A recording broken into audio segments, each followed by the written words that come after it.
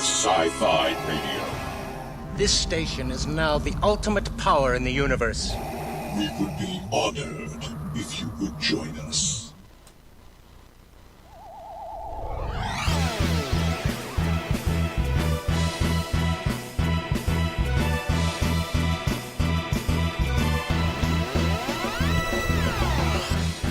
Hello, everybody. It's another Thursday night, which means Docking Bay 94. I am Sean Obi-Shawn Crosby.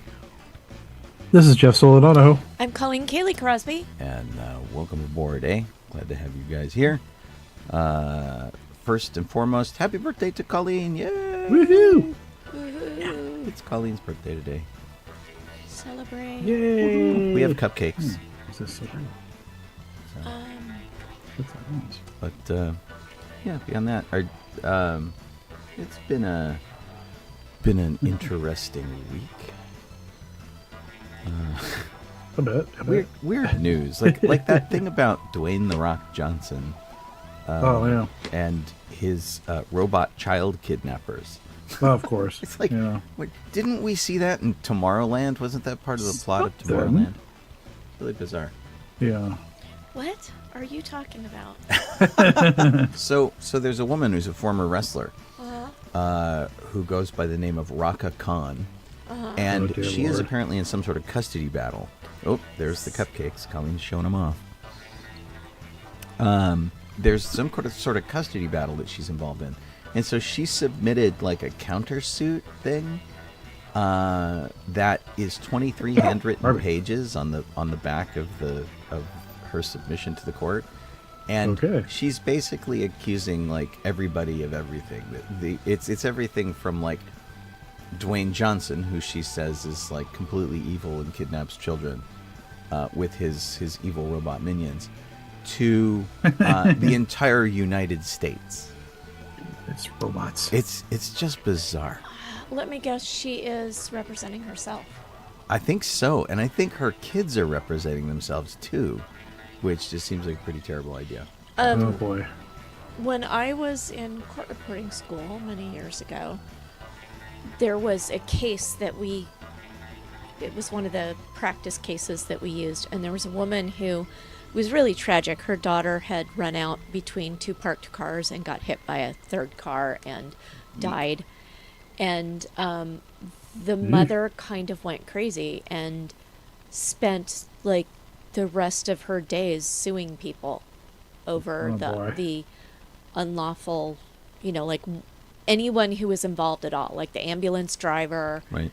Everybody. The bystanders on the curb. Yeah, she was just, and no attorneys would take her cases. They were like, "Oh, we're really sorry for you. This is a horrible tragedy, but we won't take your case." And so she would just go around trying to sue everybody. Wow. Yeah, it was really tragic. On a side note here, we seem to be broadcasting everywhere we should be broadcasting. No way. Isn't that amazing? I don't believe it. That's a first. Although I haven't seen anybody chime in from YouTube yet.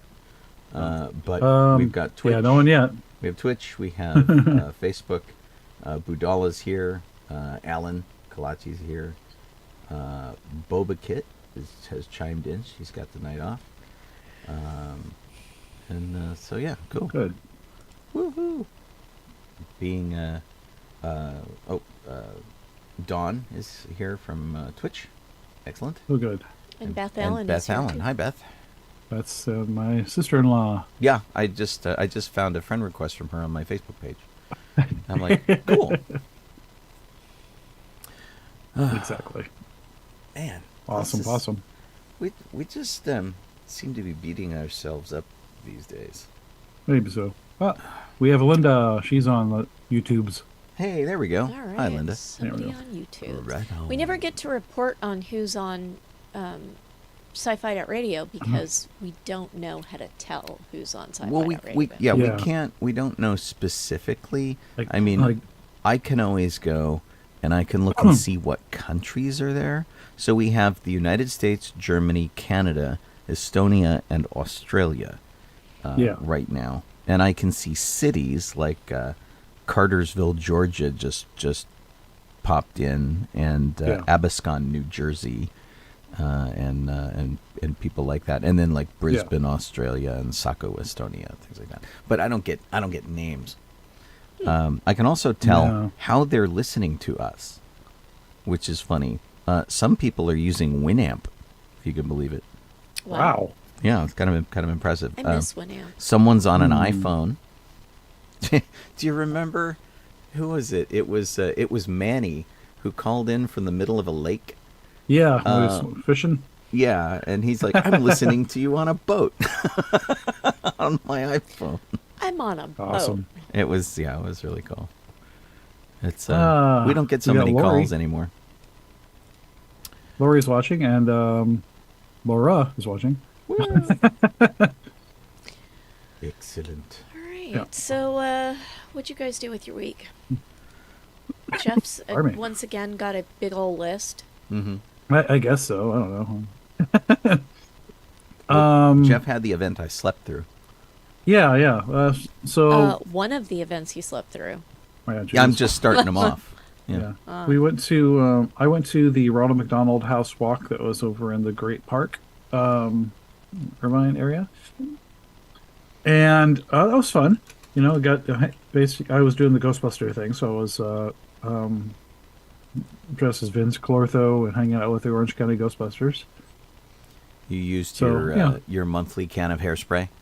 Yeah, Get and they also wanted. So they said they had me display my car too. So I'm like, okay. So my car was there. Right. Display. I'm like, I'm not Star Wars today, but okay. That's pretty fun. But yeah, and I finished off the remainder of the can I had. Yeah, there was like it lasted a while. The big old can of gunk. That's really funny. But it was fun. You know? Aquanet. There's just a lot of typical stuff and just posing for pictures and saying hi to people. Well, and I was gonna go, and yammering on. I was very excited to go, and I slept through my alarm, I guess, and Colleen slept through my alarm, and Wait, what Why are there day are we credits showing? talking about? we're talking about Saturday. Saturday, you were supposed to be at a housewarming with me. And there was no alarm. I was up starting at like 7. Well, I didn't wake up until my my study alarm went off at 8:45, and Jeff's like, "Where are you?" And I'm like, "I slept You through my were alarm." double booked because you were supposed to be at a housewarming. Well, and which then I didn't go. then I fell asleep and didn't get up till 2. Yeah. Gotcha. So it was pretty bad. Yes. This is weird. Our credits are for some reason showing, by the way. Are they? Oh, gosh yeah. darn it! I must have hit something. Yeah, I think the YouTube is must be way behind because it hasn't even gotten to that point. Well, I have no our idea why. speeds are pretty great tonight. Yeah. I checked them beforehand. Although Colleen's been fighting with slow speeds all day. I'm crabby Gotcha. because I've been having VPN problems for 2 days, and at least Enjoy. yesterday 3 days. At least previously I knew that I was having a VPN problem, but it was supposedly fixed. And then all of a sudden my speeds are so slow. Like I couldn't open the programs that I normally use. They were just crashing out saying, no, we can't do anything. And it turned out that my VPN was Sort of throttling her speeds. throttling, thank you. Yeah. Throttling the speeds for everything that was coming into my computer. Oh, enjoy. I want to hurt something now. Wow. Yeah. Dawn did lots of days at Disney. Wow, that's The pretty cool. 4th through the 7th. Yeah, our speed here at the house is our download is 567, which is pretty amazing, and our upload is 20, and so we're doing great. But poor Colleen, she's like, my download has been 2. Yeah, I'm still in a bad mood over it. Sorry. Yeah, That's not good. that was pretty crappy. Let's see. I went to see with Sparrow. We went to go see Guardians of the Galaxy #3, which I thought was really good. I enjoyed it. It's been getting pretty consistently good recommendations for, on Facebook through social media. So Yeah. Well, I feel like everybody who I know personally who went to see it said they enjoyed it. Yeah. Right. Trigger warnings aside, because I guess there's Right. You know, There are a lot of people who are refusing to see it, and that's kind of like why I don't want to see it too. I don't know why. I thought it's- there was lots of it's, like animal it's all the testing. animal torture stuff. Well, there's animal stuff going on, but it's not. It's not in the grade that people are thinking. I guess I don't know. Well, apparently it's triggering somebody, because I'm seeing Oh, lots yeah. of Facebook. Well, alerts. because some people don't go. do. Yes, yeah, they'll get. Some people probably will get triggered if they are like. I guess maybe if their pet is their kid. Hmm. Kind of idea, like where they put more than most people do into their pets emotionally or something. Maybe that's even more so with this, but I'm not really sure. Well, Because it's not really a pet issue, so it's kind of odd. I don't know how to describe it, but well, that's okay. I don't know. Some people Yeah. do, some people yes, some people don't. I'll just put it that way, maybe. I don't know why, and I may have mentioned this before, but I have not had any enthusiasm for Marvel movies for about a year. You're not the only one. A lot of people basically just kind of, since Endgame, they're like pretty done. Huh. I'm not knowingly done. You're just not excited. I'm just not by it. excited about it. I mean, you liked Ant-Man and the Wasp and the Ant-Man movies, and right, you but didn't the want to Ant-Man go and the see the Wasp third came out one. more than a. Mhm. Oh, right. I see. Yes. Yeah. Yeah, I have Yeah. no interest in. And going you to see enjoyed their Black third Panther, one. but you didn't go see the second one Yeah. there. Yeah. I mean, Well. it's not because you hadn't been having a good time at the movies. Yeah. Yeah. It's just trying to get that energy to go. Right. So, And yeah. I mean, I enjoyed the Oh, last movie we went to go see, which was the D&D movie. Oh, that was good. Yeah, Yeah, that one was really fun. D&D was excellent. Hey, we have a Grigger. We have the Grigger commenting. It's funny. Dawn I mean, I guess so. Yeah, I guess that's probably right. Yeah. Dawn went to Disneyland like in the days in between when I went to Disneyland, because I went on the okay. 3rd, and then went on. Colleen and I went on the 9th for our birthdays. We went on Tuesday, and Gotcha. and Dawn's like, I'm at all the days in between that. Yeah. It's pretty funny. So, as people have probably figured, at least even from the trailers and everything, that this is a very rocket-centric film, yeah. so to speak.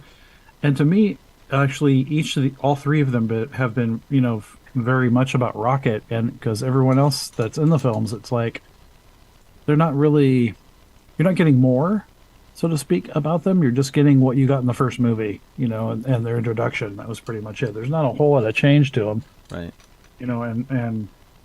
And depth to the characters. There's just little bits here and there. So that's why I see that's why I think Rocket, all three of them really more Rocket centric. This one probably more than the first two, obviously. But yeah, Interesting. but yeah, there are sad parts. Are you kidding so. me? I can't get too much into it because it spoils. So I'm Right. not really. Right. Monday, But Jeff and I went and checked out a car yes, for sale, which was interesting. So a little bit of backstory on this. About a week or two before Disneyland and everything else shut down for COVID, Yeah. on like the 14th of March, I finally had decided to do the GoFundMe for the Muppet movie car that we've talked about building forever.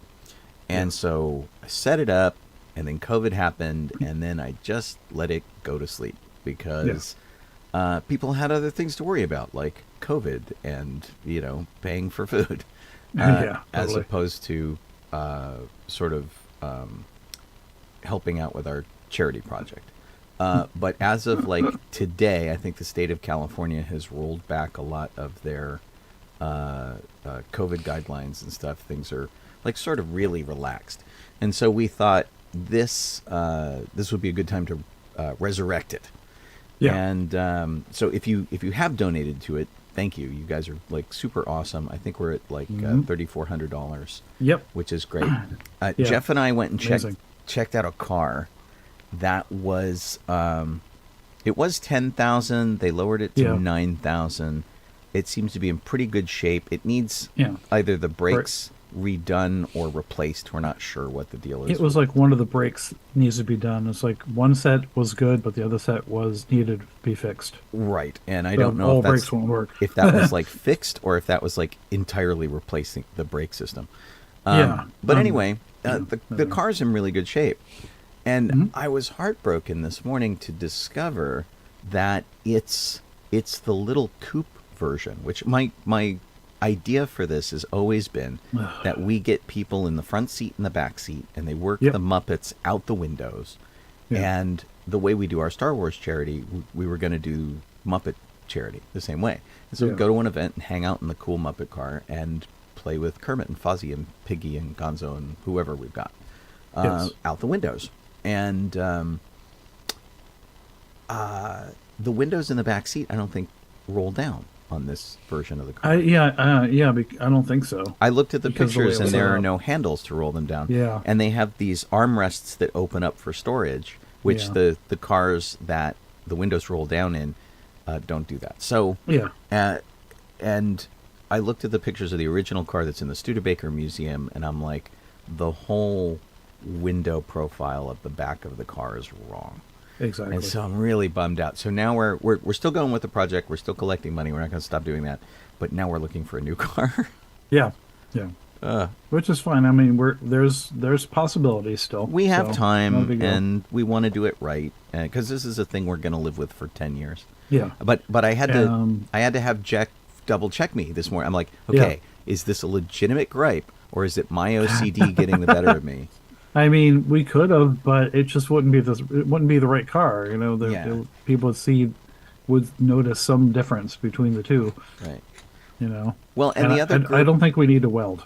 Gregor, no. I'm pretty sure we don't. And the other group that we hang out with, the Star Car Central group, they do everything to make super accurate movie cars. And so if they're doing like Herbie the Love Bug or they're doing Jurassic Park or they're doing Knight Rider, they have the right car. They're making it super accurate. They're doing whatever. And I'm like, I'd hate to half-ass that. It would be a bummer. So it's been exhilarating and it's been disappointing at the same time. But I did want to say that I'm super, super grateful to everybody. And in fact, if you go on GoFundMe and you search for Muppet Car, you'll find us. We're the Natural Habitat Project, because a bear in his natural habitat, a Studebaker. It's a long pull that I don't think everybody's getting the joke, but whatever. Yeah, well, you know. And you'll also find the National Studebaker Museum, who's trying to restore the original Muppet car. Yeah. We have asked, just as a random number, for $20K to get the car and to get some puppets. And they have asked for $125K to restore the car. And I'm like, I could do that for you for 20. I'm pretty sure. Yeah. It's a 1951 Studebaker Commander. Yes. I think it's the coupe model, though, because it's a two-door. It's a two-door. It's not necessarily the coupe, because the coupe is the one that has the weird back window that we're talking about. Okay. We would settle for the four-door because we could shave the handles off the back doors, and nobody would really notice. True. Yeah. So yeah, we'll see.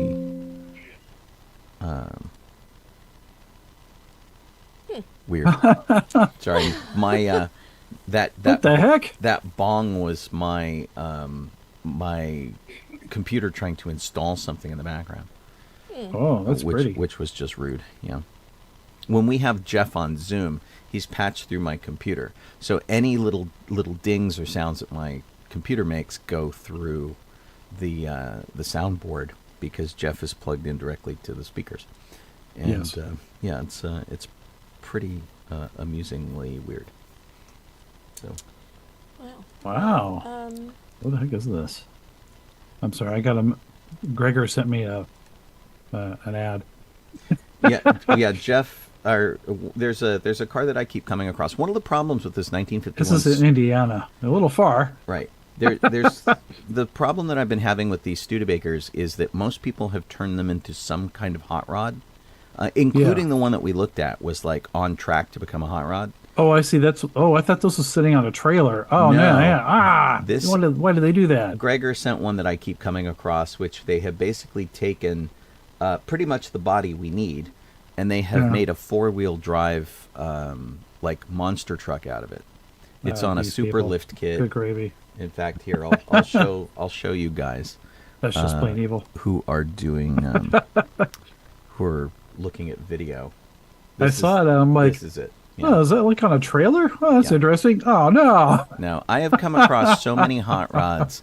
It's a super popular car to turn into a little race car because it's got a cool 50s vibe to it, Oh my god. and it's really easy to work on because there's a lot of engine space in there because the engine's tiny and the engine bay is huge. So yeah, it was pretty funny stuff, and this whole thing there. The 4-door version has suicide doors, which is really cool. Oh, And so yeah. there's part of me that's tempted to just get the 4-door version, get rid of the door Yeah. handles, and then people who are doing puppets can get in and out a lot easier Yeah. with the back doors. It wouldn't be 100% accurate, but I don't think people would fault us too much for it. No, not really. But yeah, Gregor, I see that one like every time I do a search. It's awful. It's pretty funny stuff. But yeah, that's taken up a lot of the mental processes for me this week. Maintaining all that stuff. So Jeff, you also went to Knott's Berry Farm? yes, I am. Anything exciting there? Yeah, we went there for I went with Sparrow and then and Rose and Owen showed up a little later.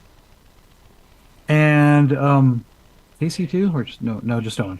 And we went around and basically I don't think we got on any rides. We were just basically trying to get get some more of the end literally of the Boysenberry Festival. So Oh, right, because it was you. Did you go on Sunday and it was the last day? yeah, Sunday was the last day. Okay. And it was nice. I enjoyed it. It was it started getting kind of busy and such, and so we left. And I know Owen left as well, and then went back with Casey. Oh. But I had a few more things that we hadn't had before, so that was nice. Boysenberry whatever stuff. It was like some weird potato thing and whatnot. So, but it was good. Yeah. That's what Disneyland was like on Tuesday when you say Knott's was a little busy. Yeah. Disneyland was heavily impacted by who knows what. Yeah. It was too crowded to walk down the street inside Disneyland. Like insane levels of crowding. Well, Oh, not geez. insane. I mean, I didn't actually look much at the wait times. It wasn't like they were that unusual. Yeah. But it just, after going to Japan, it felt so crowded.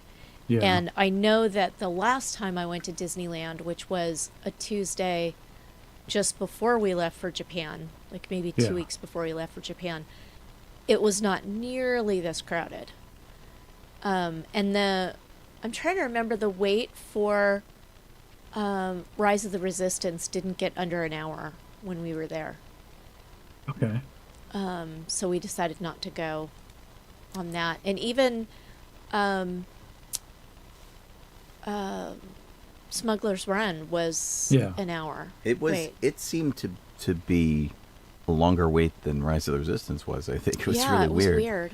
Oh. Yeah, and we didn't. I'm trying to think of what we did. We walked around. We didn't really get anything to eat other than some popcorn.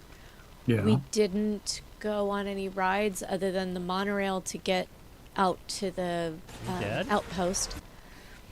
So yeah, it was just kind of walking around because it was super crowded.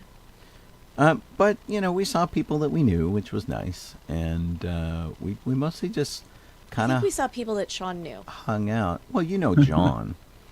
Right, I certainly. do know John And, and Martin. We did get to see some of the new stuff that they were selling that like arrived for May 4th.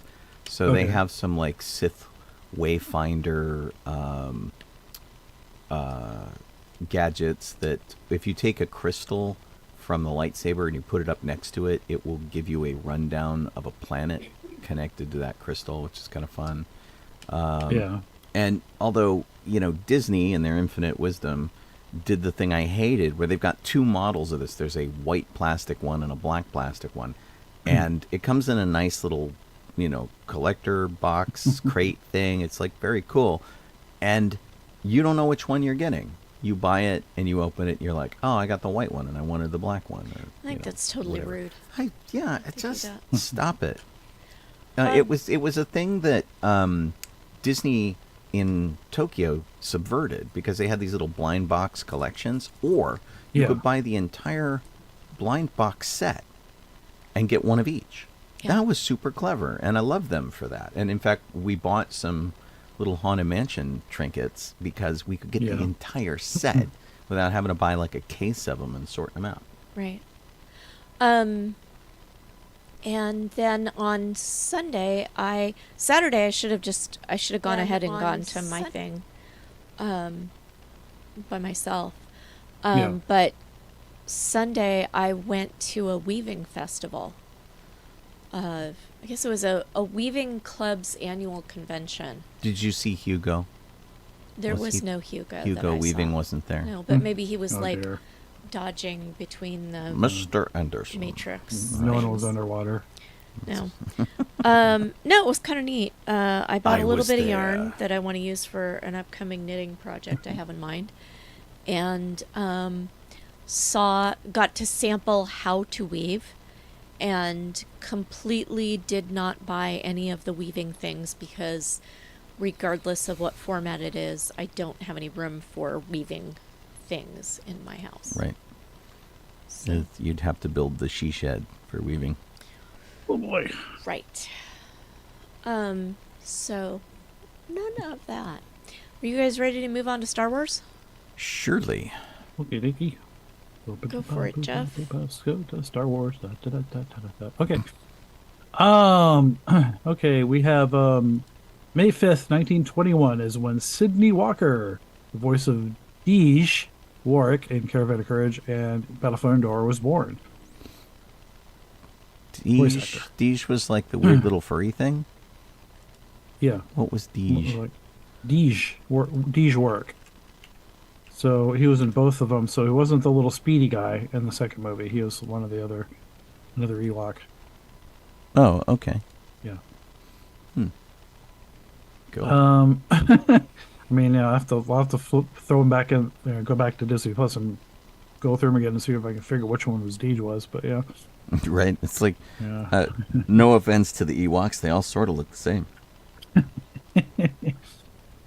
April 10th, 1929, that's when George Coe, the voice of T-Wat Ka in the Clone Wars, was born. T-Wat Ka. Now, he was in a movie that is probably not very culturally sensitive these days, but I remember liking at the time it came out in 1985. He was in Remo Williams' The Adventure Begins, if you remember that. Actually, he's had a great career. He was in Kramer versus Kramer, The Stepford Wives, and he was Wheeljack in Transformers. So that's kind of cool. He's a lot of voice actors this time around, so to speak. Yeah. Sometimes that happens. We get, like, all of a type. That's just, they're all... My gosh, they're all picking days to die, I guess. I don't know. All sorts of stuff. I'm running through his credits right now, and he was in every show you like. And a lot of shows you don't like. Oh, Lisa, those kind. One of those Ewoks. Bow chicka wow wow. May 7th, 1983 is when the advanced screening of Return of the Jedi for Lucasfilm employees and their families was at the Coronet Theater in San Francisco. Because Skywalker Ranch wasn't ready yet, I don't think. Maybe it wasn't big enough or something. I don't know. That's pretty cool. I was like, what was I, 15? I was 15. I was not doing anything with Lucasfilm at 15. Gotcha. May 5th, the year 2000, is when the first Star Wars Weekends was held at MGM Studios in Walt Disney World, Florida. Which is no longer going on, but, I keep hearing It was. rumors that that's going to come back. I would think, but wasn't it ending because of did it end because of COVID, or was it ending because of another No, reason? It ended before remember. COVID. It ended the year Colleen and I decided we were going, Oh, okay. which was a real bummer. And honestly, I would think, So it was 2016. yeah, 2015 or Okay. 2016. So 2015 would have been the last one. and Oh, okay. and so I feel like if they were to do Star Wars Weekends now, Oh, Mila. they would get there would be too many people in the park. They would have to cap it. They would have to be a reservation system, whatever, because so many people are into Star Wars right now. And Yeah. Yeah, actually, one of the people who we talked to about how busy it was at Disneyland on Tuesday said that they think it's just Star Wars. yeah, That people are just, Because of May. Yeah. yeah, it's May, Yeah, so everybody's doing Star Wars. because It's busy. usually you can tie it to something going on. Somebody will it'll be spring break or something like that, and you can go, wow, all these people have free time. They decided to come to Disneyland. Yeah. And in this case, there's nothing going on right now. There's no special holidays. No, it's just that everybody's buying into the whole "this is the May" thing for Star Yeah. Wars, and of course May the 4th and the Star Wars evenings that they're doing, the After Dark events that they're doing. Yeah. Those I think sold there's two out. more. One or two more. Yeah, those sold out. Yeah. So Yeah. Well, there's one Oh, tonight. man. there is, yeah. There's a Star Wars event at Disney tonight. Okay, yeah. Hi, Amela. She's on watching as well now. Hey, woo. Let's see. The last batch of the history news is May 6th, 2013, is when LFL and EA announced a multi-year agreement to make Star Wars video games. I mean, Well, are they still? that's when we got Battlefront and all that kind of stuff. Yeah, well, we just got not Fallen Order. What's the new one? Oh, the Jedi one? Yeah, Survivor. Yeah. And Jedi- that's yeah. that's from EA, as I recall. So, yeah, Yeah. that's definitely EA. So it's it's been pretty good for them. EA keeps upsetting people though because they keep doing like Yeah. in-game purchases and all that kind of garbage. So Yeah, always true. a bummer. So we got a video of Star Wars as told by Robin the Frog. Yes. Did anybody get a chance to watch it? Was it cute? It's cute. I didn't. How long is it? I'm trying to load it. 1 minute load it up. and 29 seconds. Why don't we just Yeah, it's play it? very short. And we'll just play it because people who are watching on video can see it, and people who are listening on the radio can. There's not much Yeah. to see. It's just Robin the Frog. Are you rolling? Today is May the 4th. May the 4th be with you. Star Wars, Star Wars, Star Wars, Star Wars, Star Wars now. A long time ago, in a galaxy that was far away from here, there lived Luke Skywalker on the planet Tatooine, your father's lightsaber. Yeah, that was Obi-Wan Kenobi. And there was a princess who had breakfast pastries on the side of her head. And then there's the bad guy, Darth Vader. He sounds like this. And then I find your lack of faith disturbing. And the guy's all, there's something alive in here. And then they were in battle. Pew, pew, pew, pew, pew. I got one. Great kid. Don't get cocky. And then Obi-Wan Kenobi and Darth Vader have to battle out with their lightsabers, which go like this. They go, you. Then what happens next? Then all the trash compactors on the detention level. Set them all down! Help me, Obi-Wan Kenobi. You're my only hope. He uses the Force. Yeah. And then they blow up the Death Star, and then they blow it up again. But not before the Ewoks show up. Anyway, may the 4th be with you. How was that, Uncle Kermit? I thought it was pretty good. It was all I think out I of pretty order. much nailed it. Right. And he got some of the movies mixed up and. Right, and also his voice is weird.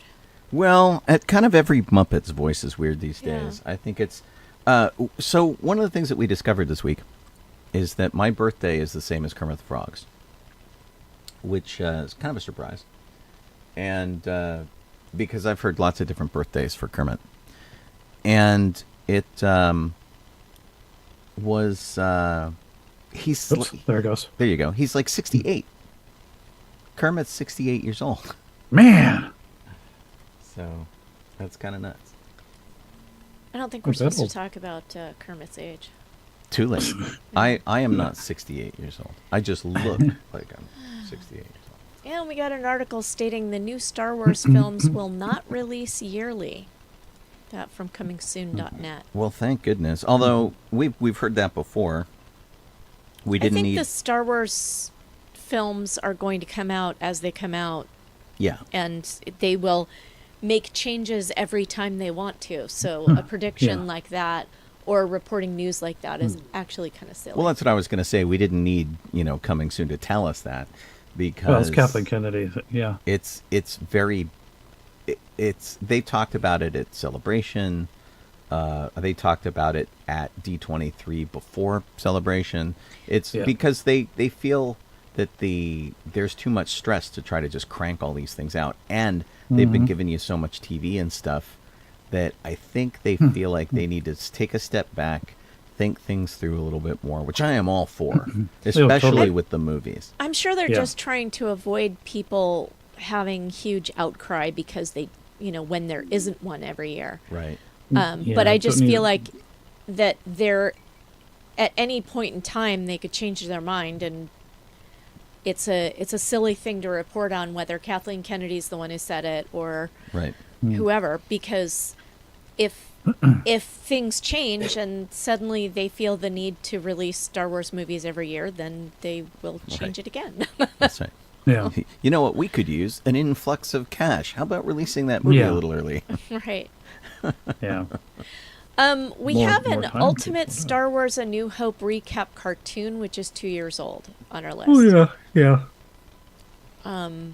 It was a fun. It's funny. It was a funny cartoon. Yeah. Very so- Ginny Tartovsky sort of, Okay. sort of look to it to be. We But could put it up on not our. not the others, not the Clone Wars cartoon version, but like Dexter's Laboratory looking. Yeah, I think Right. I think Kit posted the link. Excellent. Then everybody can share in the joy. Yeah. Man, Oh wow. I keep turning I the don't sound remember- off on this. I don't The remember how sound keeps long it going is. back. Yeah, she posted the link on it. So Yeah. very cool. Okay, and then That's cute. Honest Trailers released the Mandalorian Season 3 trailer. Yeah. I did not get to see that. I don't Yeah, I rush didn't. to see Honest Trailers anymore. I think I've liked one of them in the past couple of Yeah. years. Yeah, so, they used to be like immediate viewing. They're like, oh my god, there's a new one. Yeah. yeah. And now they were it's like- hysterical, but they lost their edge or something. Something happened. Oh, the sparkle's gone, Honest Trailers. I think What's the going guys on? who founded Honest Trailers like left or Yeah. something, or they sold it to somebody else, or whatever happened. I think they're not involved anymore. Right. Yeah, the guy got booted, so to speak, because behavior. Oh, well, that'll do Yeah. it too. Yeah. Yeah. It's, you don't behave, you don't get to play. Do we want to review the all of Mando season 3 now that it's been over for quite some time? Like 2 weeks, 3 weeks, something like that? Yeah, it ended while we were on vacation. Right. Yeah. We could go ahead and talk about that for 10 minutes. Yeah, I mean, I guess we Yeah. could do. If Can Oh. any of us remember what happened? Lisa asked who didn't behave. The guy who was doing Honest Trailers, and Yeah, who- not the voice guy, but it was someone else. It was like the producer writer or and whatever. the creator of it. Yeah. Just yeah, that voice guy, he's fine. He'll work forever. Yeah. So, but we were just talking about how Honest Trailers are not as They're not as funny as they used to be. yeah Yeah, pretty it's much. not as punchy. So. So let's see We here. watched all of The Mandalorian, right? Yeah, why don't it's Yep. it's 20 minutes till the top of the hour. Why don't you come back till 10 minutes to the top of the hour? And unless, you've seen The Mandalorian and you want to stick around. Because Or Yeah. unless you don't care. right, or you There don't are care some about people spoilers. who don't care. Yeah.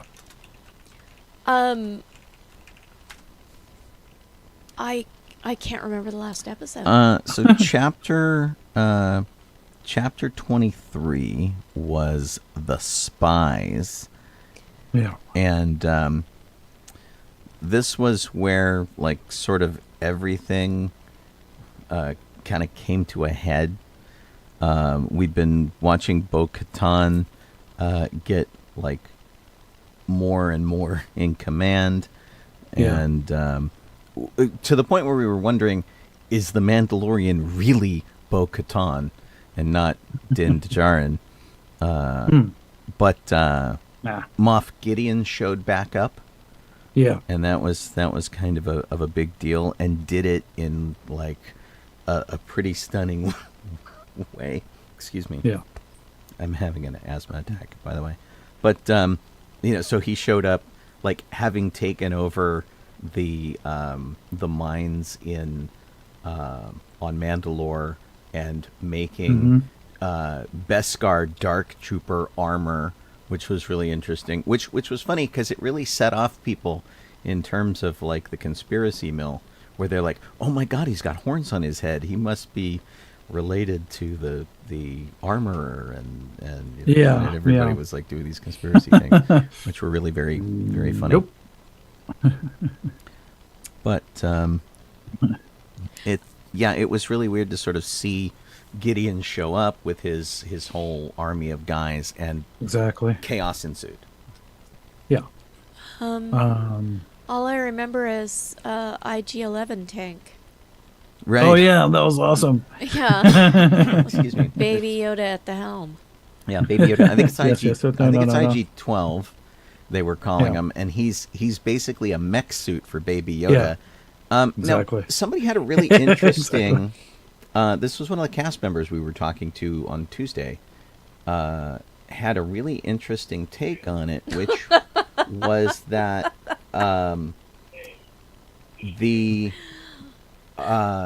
putting Baby Yoda in this, powered suit, which is essentially kind of like putting him in a wheelchair, and then giving him a voice and things like that. She was really impressed because she felt it really represented people who had limited abilities. Yeah. In the universe, and like finding a Yeah, way to sort of totally. overcome those and things like that. It was a really interesting take on that. Yeah. And she was just so excited because she felt it was a huge step forward in sort of advocacy for people with limited abilities. And so that was kind of So I have to say, Lisa cute. posted, we started talking about Grogu in the IG-11 or in the IG-12. bodysuit. Yes. Yeah. And Lisa said, no. And I was trying to figure out what she meant. Like, is she upset Yeah. that we... And then I realized it was Dun, because dun, dun. Baby Yoda had the no, Had the no and the voice yes button. thing Right.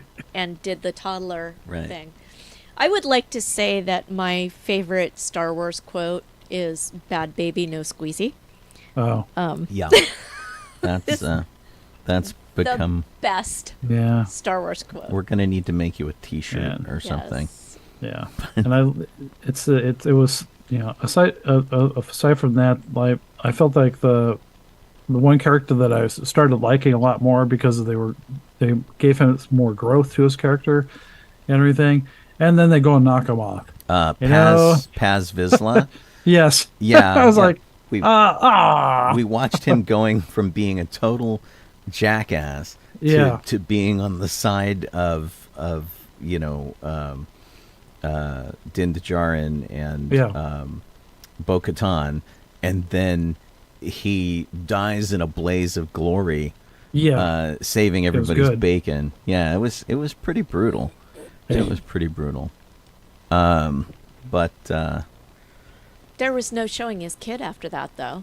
right, he Yeah, we didn't you didn't see the kid with like a little tear coming out his helmet. right Yeah. Ragnar the orphan. Yeah. Yeah, it's like So, anyway, the Moff Gideon gets the Mandalorians all trapped up.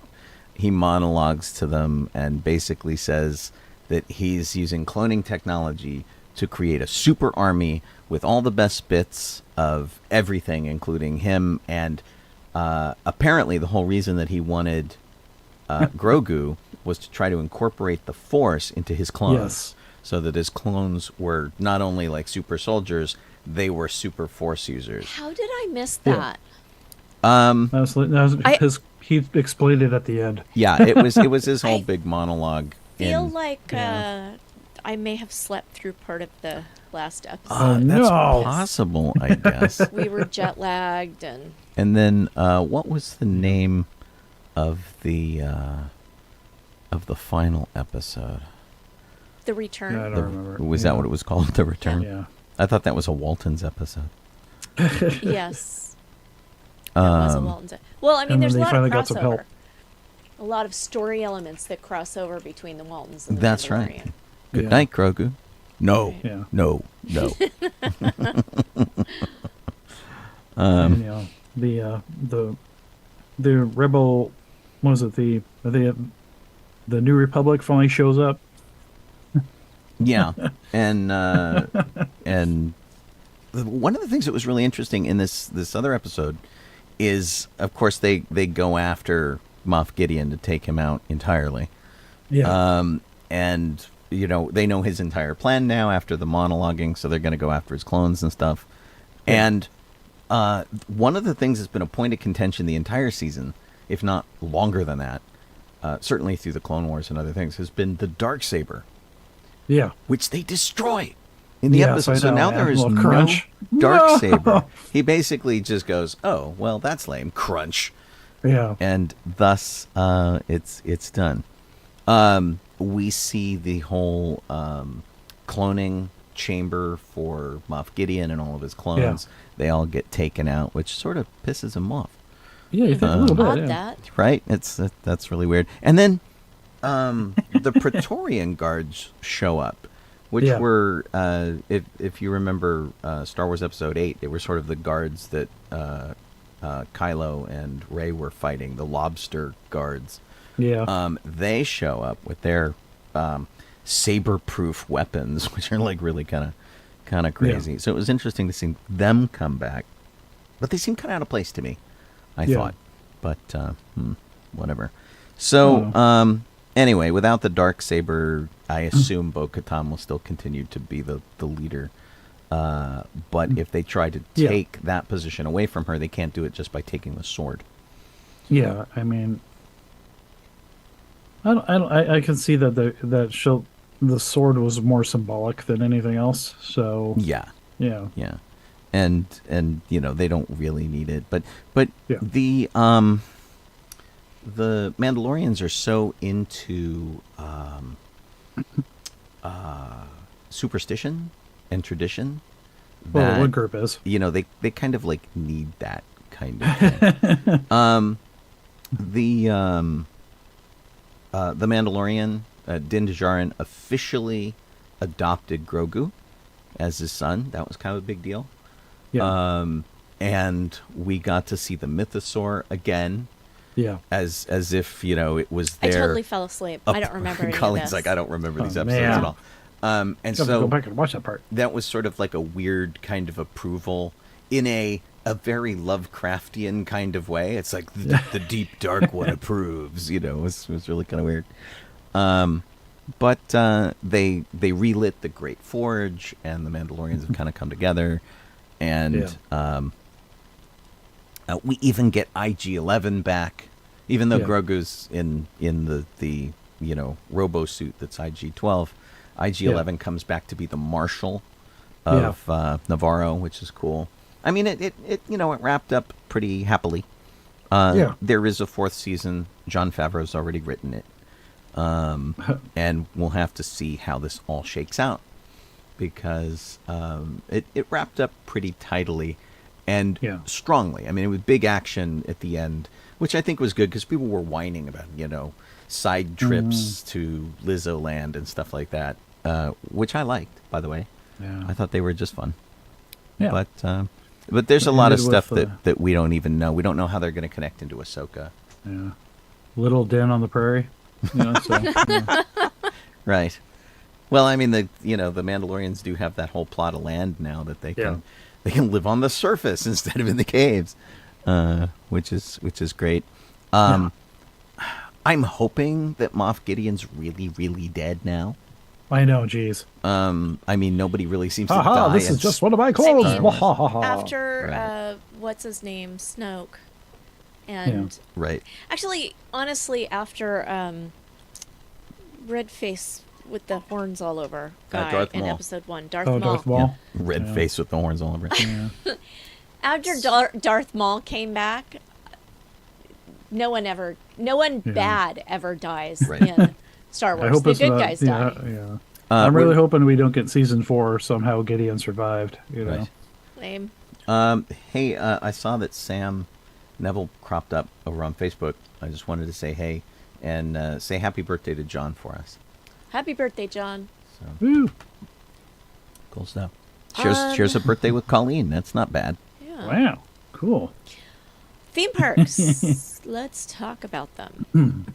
Honestly, let's just talk about Disneyland because we don't have anything else to talk about. Well, because we Pretty already much, talked yeah, about yeah. the end of the Boysenberry Festival, and really, Right. after that, what is there left to talk about Knott's Berry Farm? Don't Nothing. know. After you don't have access to boysenberry right. beer That's anymore. I know. Boysenberry, the life's blood of Knott's Berry Farm. And the Right. thing that's terrible, God, I love boysenberry stuff. It is the best. It is absolutely the best. Ghost Town Live. That's coming soon.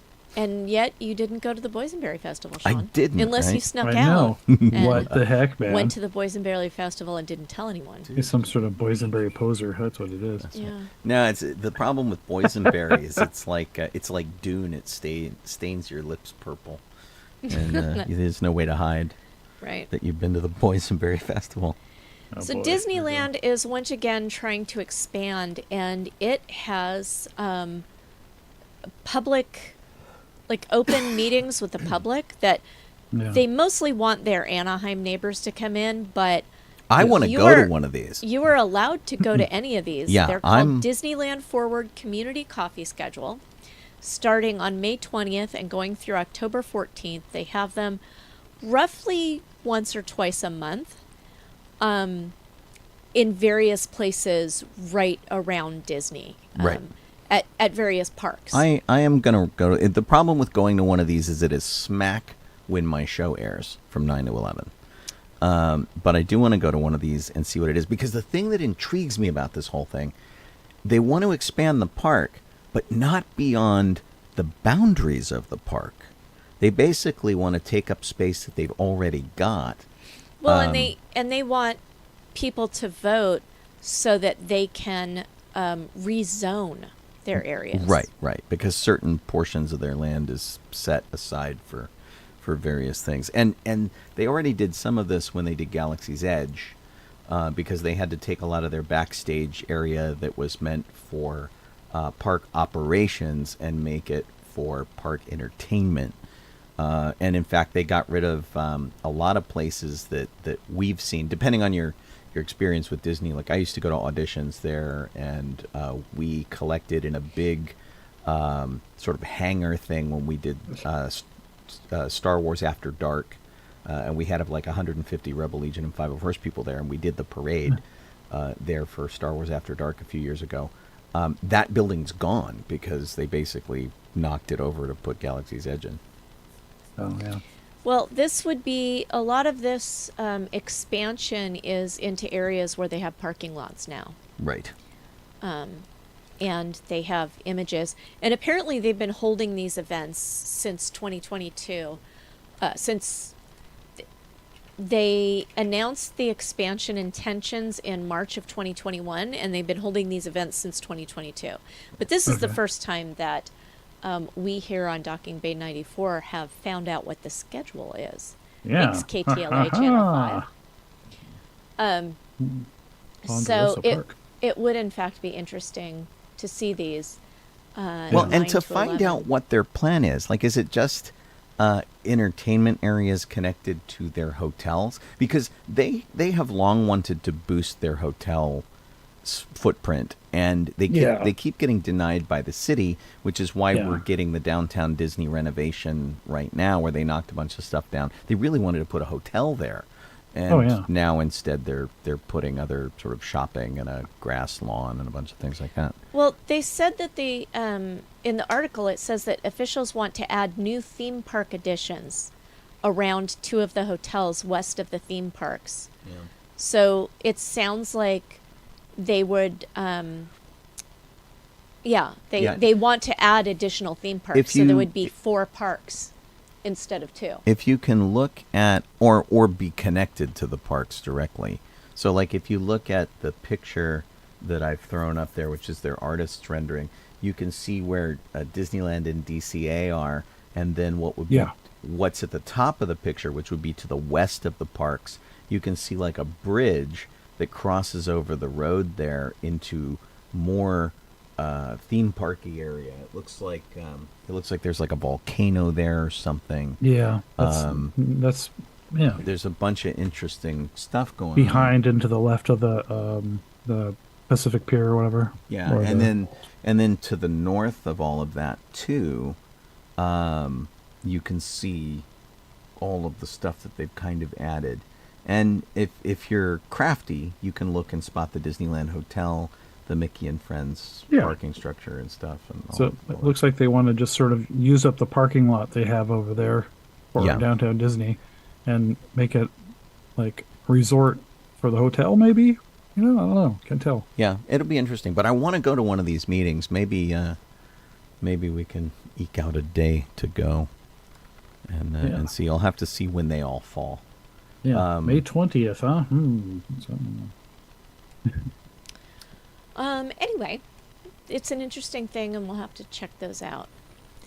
The LA Times ranked all of the Disneyland Resort rides, and their ranking was wacky. Oh, really? I mean, this was all personal opinions, but if I recall... I don't have access to the article. Yeah, I can't either. LA Times. Yeah. Paywall. Their number one... Sean, you actually should have access to it because we have a subscription to LA Times. I'll have to send you the username and password. It's a Small World is the number 1 ride. Really? Wow. Yeah. Really? No. That's what they say. No. And they say, yes, really, don't stop reading yet. Hear me out. Oh, hey, I got in. I like the comment that Disneyland is a capitalist theme park. Says no other ride at Disneyland so directly represents the flair and artistic style of the people who created it. Making It's a Small World not just a gem of an attraction, but an endangered species in an era of all movie and TV-inspired rides. Mela and Bruce went on Small World in Japan. Sean and I declined. We did not. We instead went on the Sinbad ride, which was... Well, they went on the Sinbad ride too, It was I think, akin to Small World, and I liked it better. Yeah. Well, it Sinbad also ride was really good. It also wasn't connected to anything other than the Sinbad Legends. It didn't have like a movie tie-in or anything. And it was cute. The animatronics were great. And it told little stories, and it was singing and fun. And I like it. I think my biggest beef with Small World is that it's too long. I have no problem with the Christmas version, which varies the Small World song. Right. Each room you go through is Small World, then Jingle Bells, then Small World, then Jingle Bells. So it breaks it up enough that I don't want to hurt somebody by the time I leave. It dilutes the saccharine nature of it. And when I go to just the Small World non-Christmas version, I seriously want to climb out of the boat before it's done. So, number 2, they call out Pirates of the Caribbean. 3 is Haunted Mansion. 4 is Rise of the Resistance. 5 is Radiator Springs Racers. 6 is The Railroad. 7 is Big Thunder Mountain. 8 is Indiana Jones. 9 is the Monorail. And 10 is... I didn't get their number 10 choice. Snow White's Enchanted Wish. Yeah, not so much. Which they said was better than Jungle Cruise or Peter Pan. I like Guys are Peter on Pan drugs. better than... And Runaway Railway. They said it was better than Soren. No. Jeff will be thrilled to know that the Tiki Room is 11. Woo! We did not do the Tiki Room in Japan. We Yeah, almost the one in Florida changed, but I don't know if it changed back or not. we almost did, but the Tiki. I mean, Star Tours isn't until number 20. No, Good see, grief. Star Tours is pretty great. And actually, what's really interesting is when they mention Soarin', it is specifically Soarin' over California. Oh, Yeah, well, oh, that see, there you go. isn't even there, It's is it? which they say is superior to its more global update, Soarin' Around the World. It is. Yeah, they're correct on that one. Yeah. What is? I want to see what's last. I will Go tell down you what their is list. last. On the list. Da-da. Superstar Ooh, Limo. it's What Buzz is it called? Lightyear Anyway. Astro Blasters. Really? That's the last? That's last. What? Yeah. Just behind Autopia, The Silly Symphony Swings, Jumpin' Jellyfish, and Jesse's Critter Carousel. Most of the things over there in Pixar land are They're at the They're bottom at of the the bottom. list. Yeah. The Pixar Pal Around, the Zephyr, the Inside Out Emotional Whirlwind. Man. Dude, a lot of haters going on with this here article. I tell Hey, ya. the Mater's Junkyard Jamboree is 48. I liked that What? ride. It I was like that cute. ride. no. Oh, well. And it's funny because that ride is the same in Disneyland in Tokyo. It's the ride mechanics seem very similar for the Baymax ride. Right. Oh, okay. Only it's a different theme. Right. And it's one of the most popular rides in the park. Winnie the Yeah. Pooh, Budala was asking, should be much lower on the list. I will say that, but it's Yeah. number 43. It's just after Pinocchio and just Wow. above The Little Mermaid. Wow. The Many Adventures of Winnie the Pooh just completely sucks. I will say that now. Especially because the Winnie the Pooh ride in Tokyo was pretty badass. Okay. Yeah, it was also an acid trip, but it was a more enjoyable It was acid way trip. more in keeping with the books, I thought. Yeah. Then Oh, and good. and it didn't displace Country Bear Jamboree, Right. I know, which what the heck, which man? we also saw I got to go on Country Bear Jamboree. right in half in Japanese. Yeah. It was Nice. really Which was funny. amazing. Yeah, I'm glad it's still there. but That's Big cool. Big Al Yes. still sings in English. Yeah. Blood in the Saddle, stuff like that. Yeah. Yeah, Yep. Teacups is I number love- 40. Wow. See, you know, Go ahead, Jeff. the person writing this, I don't think they know well, really what they're talking about. Gregor said over in the chat, it's like, who hurt you, Times Writer? And he's not wrong. Yeah, it's just come on, man. Right. Like the monorail was the monorail really far too? I mean, come on. No, the monorail No, was the in the top 10. Monorail's in the Oh, top 10. nice. Okay, Yeah. good. Yeah. Yeah. And I can't fault their the train being in the top 10. Now I mean, there's a lot of rides, so they say they do list the Batu Bounty Hunters activity as a ride. That's number 30 and ranks higher than the Incredicoaster and oh, all wow. of Tom They Sawyer's really Island. hate the Pixar stuff, man. Yeah. The canoes is higher. Oh, Wow. man. Casey Jr. is probably higher. So That's Anyway, really funny. wow. everyone can enjoy making fun of this list at their own convenience. Yeah. Completely. This is something that is a little bit out of date, but still for the month of May. Disney Eats published their list of the foodie guide to May the 4th galactic goodies.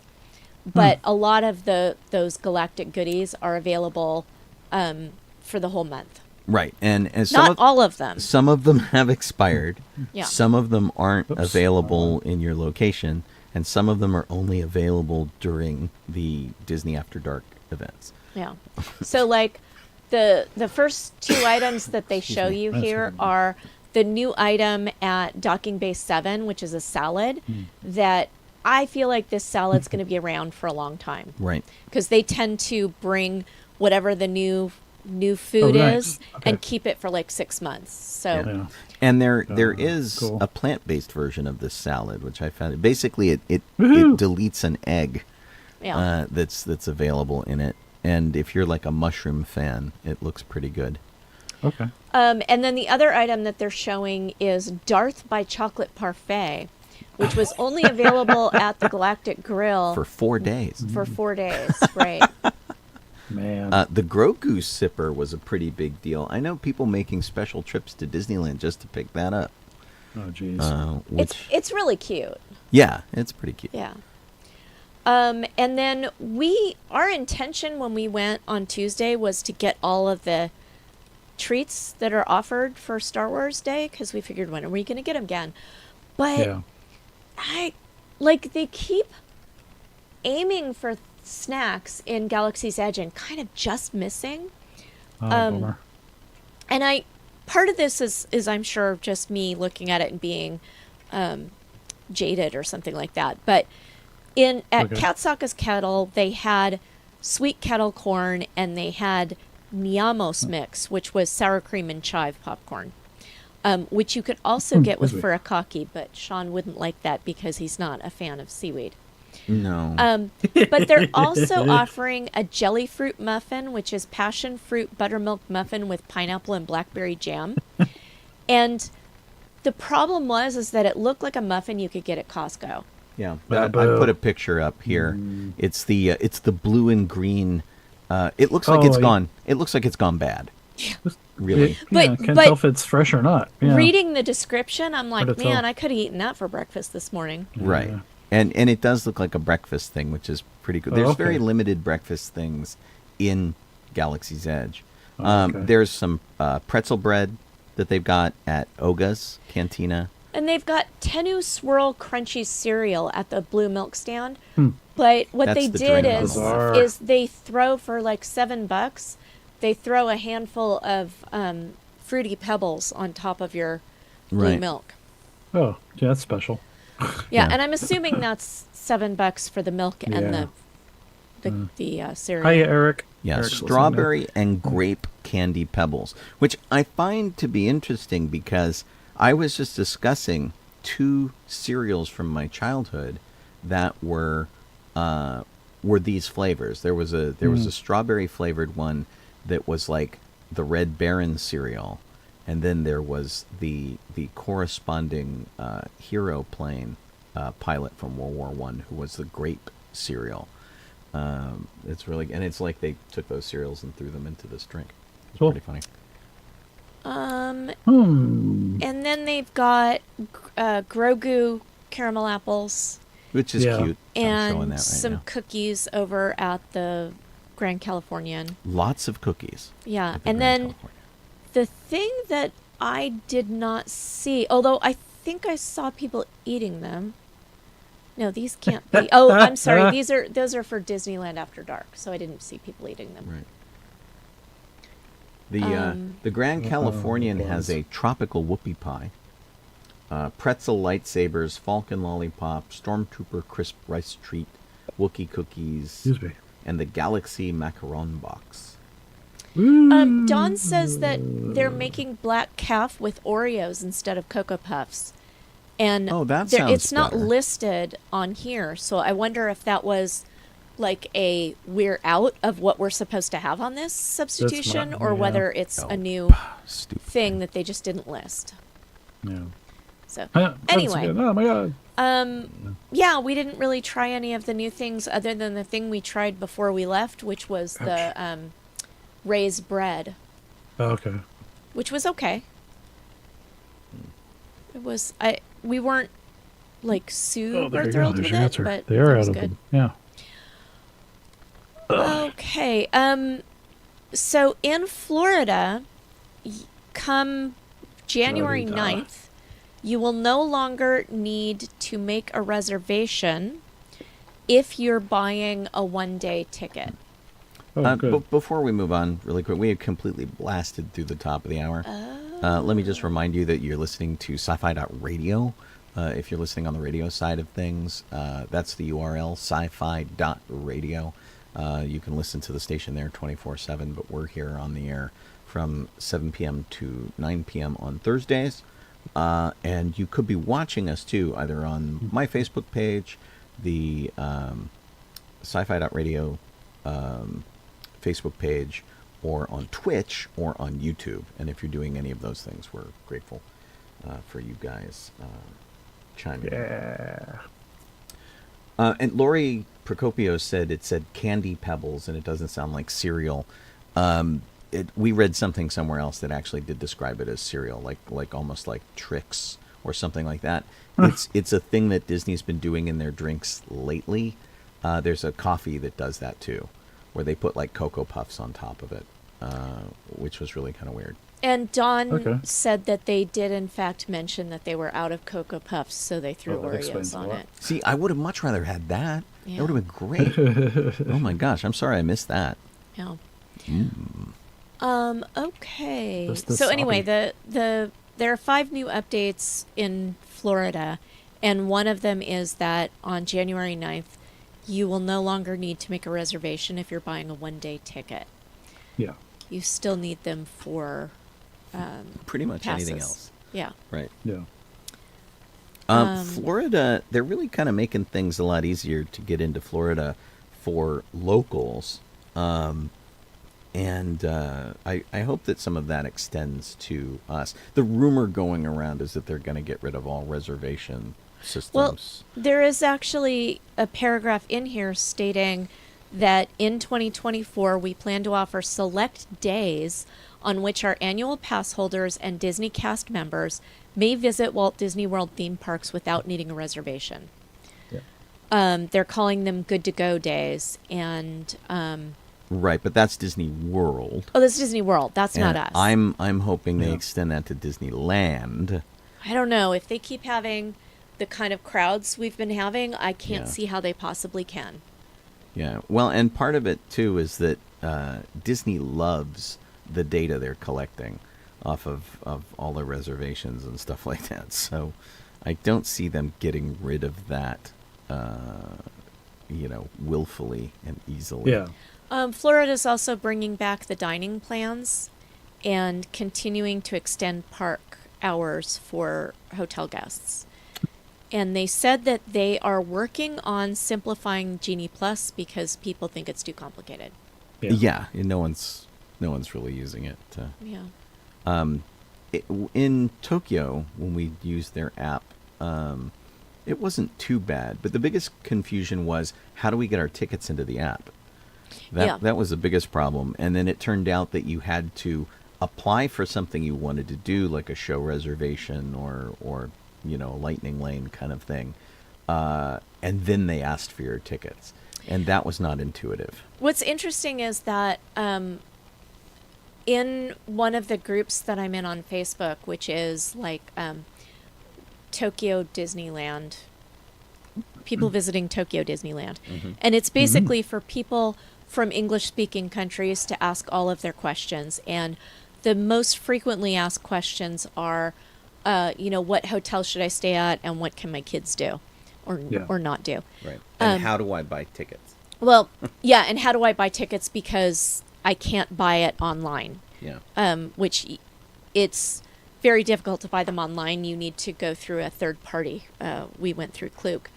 But someone asked how you go about making the reservations, and I actually did a complete rundown of you walk through the gate and then you have to press this button and then do this, and that's when you get a chance to register your thing. And other people were mad and saying you should just look it up because people have said it again and again here. But the thing is that people haven't said it again and again. They're just saying you have to scan your pass. I haven't seen a lot there of things that describe how to scan your pass. So that was an interesting thing that maybe people aren't thinking about. It could be. Yeah. I had a thing I wanted to show. If I can find it. Yeah, sorry. Because we didn't buy a lot of stuff before, Oof. Star Wars, May the 4th, whatever was going on. But we did buy a thing that I thought was really interesting. And of course, I can't find it now. So I wonder what I did with it. I probably put it in my pocket or something. In my coat. Because we thought it was going to rain. So we wore rain gear. But, gosh. Maybe I have too much stuff in this bag. Okay. Exciting. That's too bad. This is making for great radio, so maybe I should move on while you're looking I for thought it. you were going to keep talking while I was looking for it. So. Sorry. Well, we ran out of the theme park stuff, so Right. we're on to So trailers. moving on to trailers, and you can just keep looking for it if you want, Sean. Disney Plus has a new series coming out on the 24th called American Born Chinese that that has both Ki-Hwan Lee Yeah. and Michelle Yeoh in it. I watched the trailers a week ago. Yeah. It's been a long week, so Yeah. I don't remember it other than Yeah. remembering, hey, I liked that. My best description of it is if you take everything everywhere all at once and mix it with the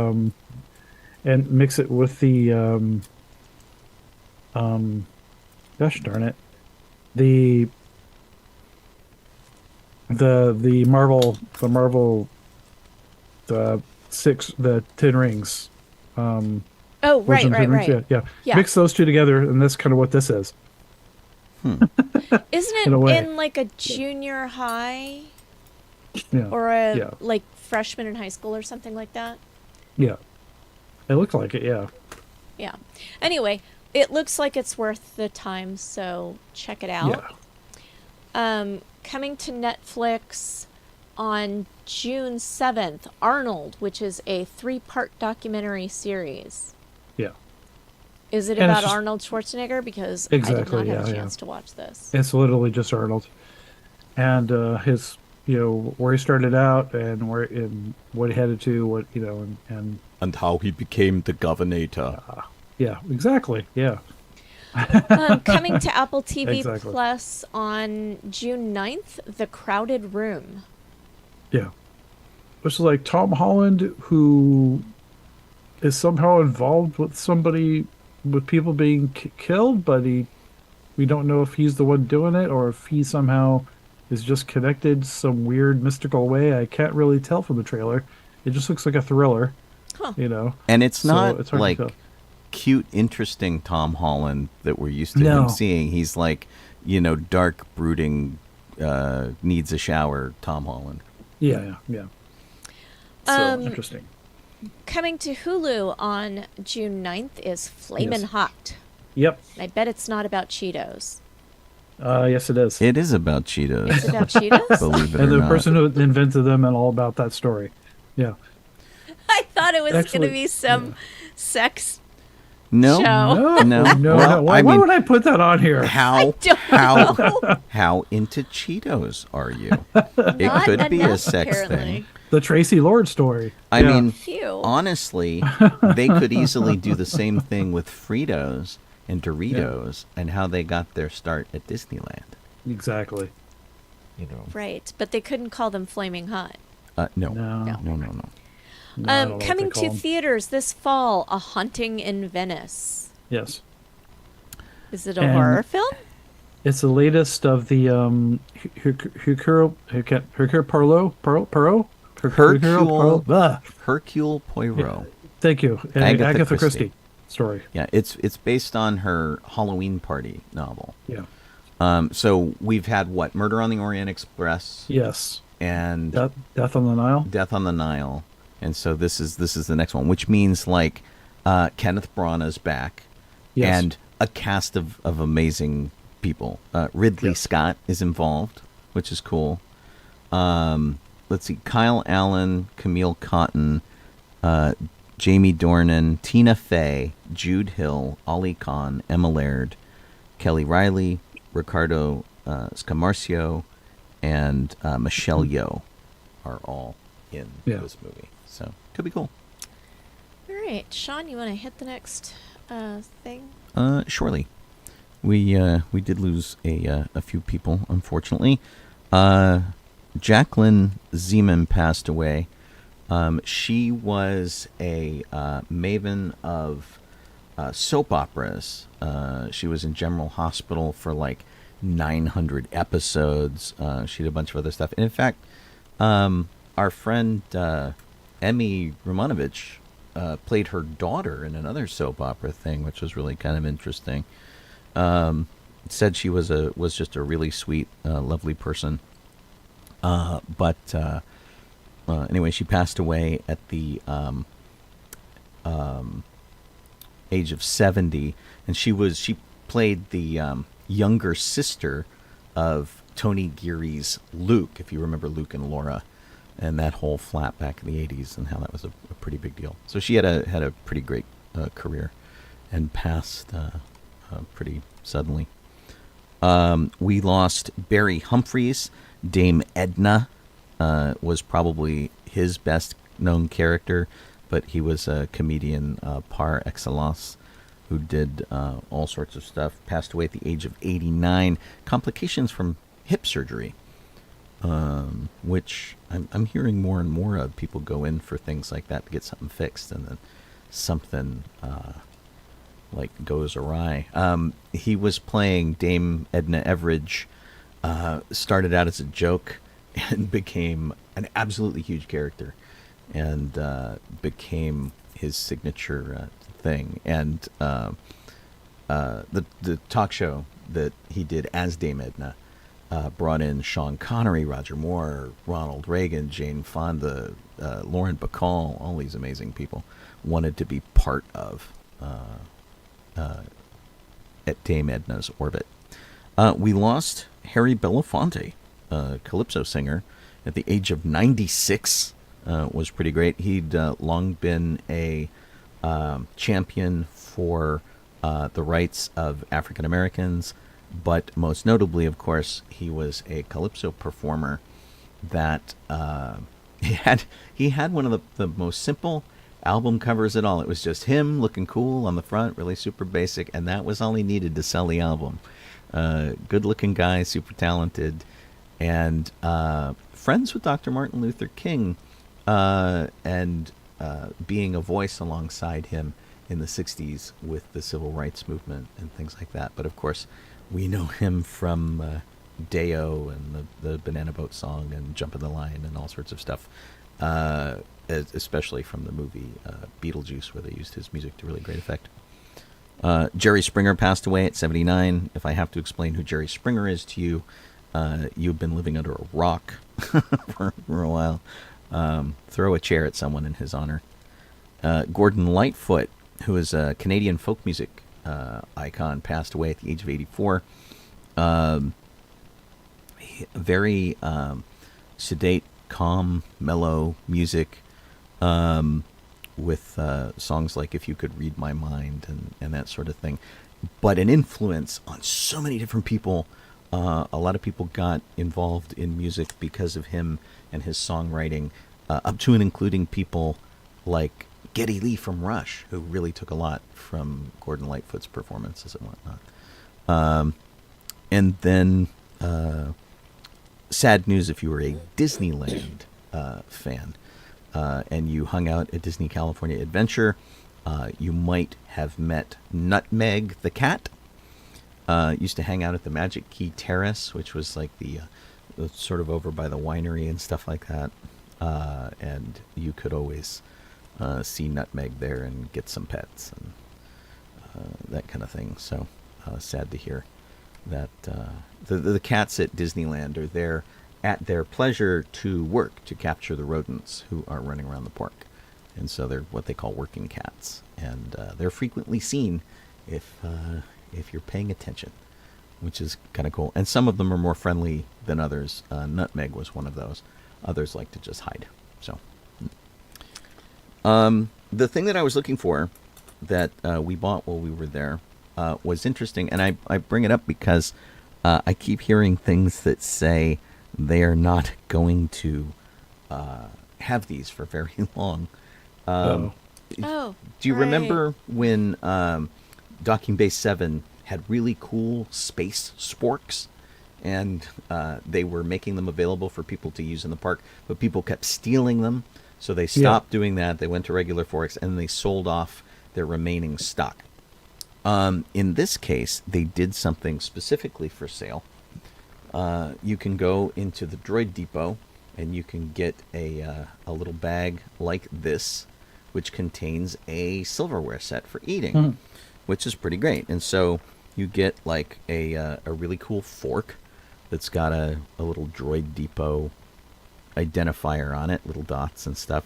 It's got these laser etched details there of circuit boards and whatnot. Cool coppery color. The ubiquitous, Disney copyright on the back of it. And there's a fork, and there's a spoon. The spoon's, pretty spiffy. Also, same engraving and details on the handle and whatnot.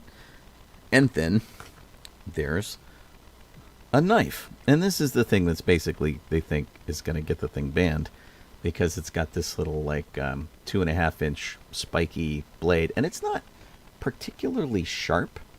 It doesn't have to be particularly sharp for the food that they serve at Disney, but it does have a point at the end of it, and I think that is concerning some people. And so some of the folks that I've been talking to who are have been selling it in the park and who are part of the security team think that this might not be a thing that you'll be able to bring back in the park once you buy it. Yeah, So exactly. it remains to be seen how that happens. But we saw them online. They came out, of course, for this month for the whole Star Wars thing. And we definitely wanted to get a set because Colleen isn't a big fan of the sporks, because the sporks are... they cut my mouth. They're big and they're sharp. And they're also sort of designed for left-handers, which isn't a problem, and people who are left-handed, I'm sure, really appreciate that. But it makes it harder to eat with your thing. And we have plastic versions which are designed for right-handers, and they actually have a serrated plastic edge on the side as a knife, which is really kind of interesting. Oops. But anyway, I liked those enough for us to buy a couple sets. If you like them, you might want to get them sooner rather than later, because they won't stick around. They won't, or maybe they'll package them so that you can't take them out in the park, or I don't know what's going to happen. But speaking as a guy who has been sent back to his car because his Swiss Army knife was clipped to his belt, Disney's security's not going to like this. They're iffy about the sporks. Yeah. I mean, it almost seems like that's really intended to buy it and take it home and use it at home, not bring it back. Right. But and so that may be the case. But people are going to want to use them in the park. Yeah. And I always bring a metal straw with me. I always have the spork with me.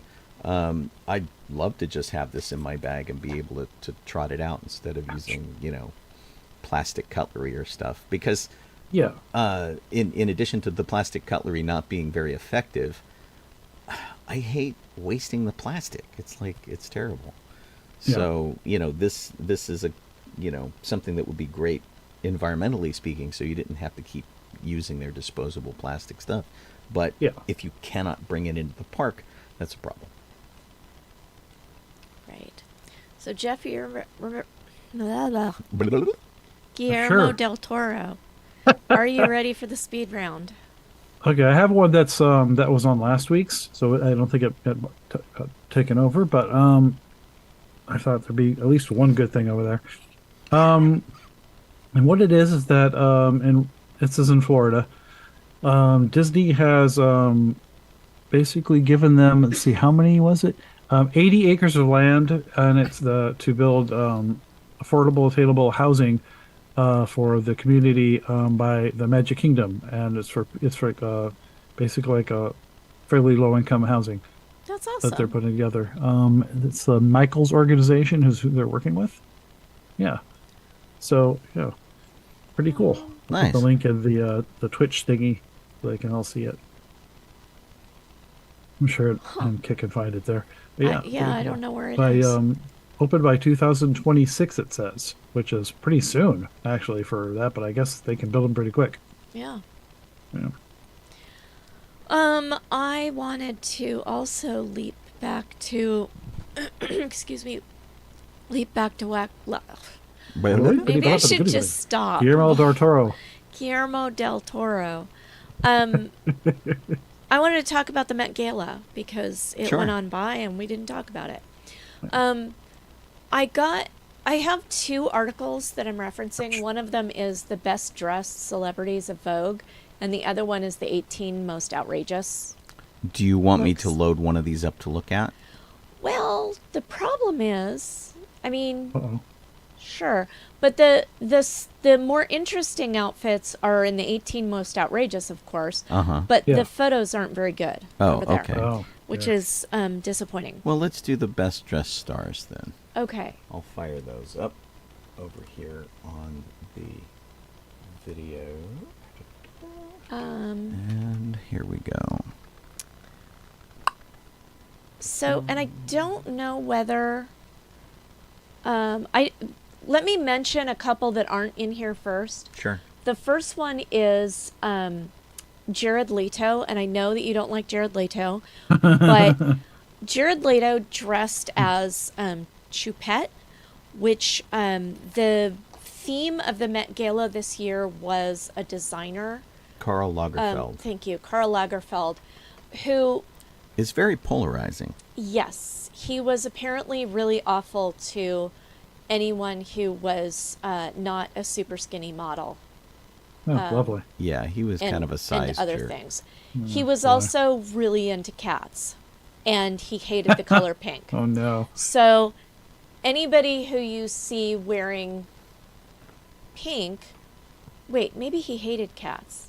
No, he had a cat he loved, I thought. Okay, so that was sorry. Yes, Choupette was the name of the cat, and at least 2 people dressed like Choupette, and one of them was Doja Cat, and the other one was Jared Leto, who had a full-on furry costume. Well, and I will say, and I've loaded up a version here of the costume. That's hysterical. The costume is terrific. It's extremely well made. There's a special effects company that's taking credit for it out here in Los Angeles, and they do lots of really incredible stuff. This can't have been cheap, and no way. It's a magnificent costume. It looks like a big old cat. It's like, somebody put it in a Wonka ray and blew it up, and it looks terrific. My only problem with it is that I don't like Jared Leto.